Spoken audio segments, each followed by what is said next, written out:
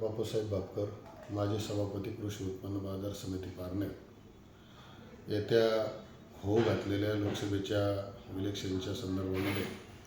आदरणीय देशाचे नेते शरदचंद्र पवार साहेबांनी आपल्या तालुक्यावरती जो दुसऱ्यांदा विश्वास टाकलेला आहे, त्या विश्वासाला पात्र राहण्यासाठी खऱ्या अर्थानं जनशक्ती विरुद्ध धनशक्ती अशी लढाई या ठिकाणी चालू झालेली आहे। आपल्या तालुक्यातील एकदम सर्वसामान्य कुटुंबातील व्यक्ती की जो सगळ्यांच्या सुखदुःखामध्ये सहजपणे उपलब्ध होणारा, अर्ध्या रात्री फोन उचलणारा, कुणावरती कसलंही संकट आलं तरी धावून जाणारा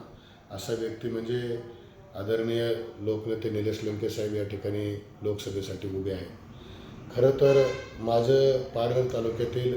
सर्व शेतकरी, शेतमजूर, कष्टकरी, माता भगिनी, वयोवृद्ध, बालगोपाळांना कळकळीची अशी विनंती आहे की या लोकसभेच्या इलेक्शनमध्ये आपण स्थानिक हेवेदावे बाजूला ठेवून,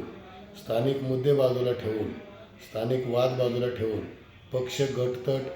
संघटना याचा विचार न करता तालुक्याच्या स्वाभिमानासाठी, शेतकऱ्यांच्या हितासाठी, शेतीमालाला बाजारभाव मिळण्यासाठी किंबहुना दूध उत्पादक शेतकऱ्यांना न्याय मिळण्यासाठी आपला शेतकऱ्यांचा प्रतिनिधी संसदेमध्ये पाठवणं गरजेचं आहे। खरं तर लोकसभेमध्ये असणाऱ्या उमेदवाराचं खरं कर्तव्य असतं की ज्यावेळेस आयात निर्यात धोरण ठरवलं जातं, त्या आयात निर्यात धोरणामध्ये शेतकऱ्यांची बाजू भक्कमपणे मांडून त्या ठिकाणी सरकारला आयात निर्यात धोरणामध्ये शेतकऱ्यांना न्याय मिळवून देण्याचं काम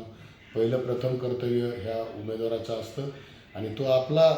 शेतकऱ्यांचा, सर्वसामान्य लोकांचा आवाज जर आपल्याला संसदेमध्ये उठवायचा असेल, आपल्या प्रश्नांना वाचा फोडायची असेल, तर निश्चितपणे हा सर्वसामान्य कुटुंबातील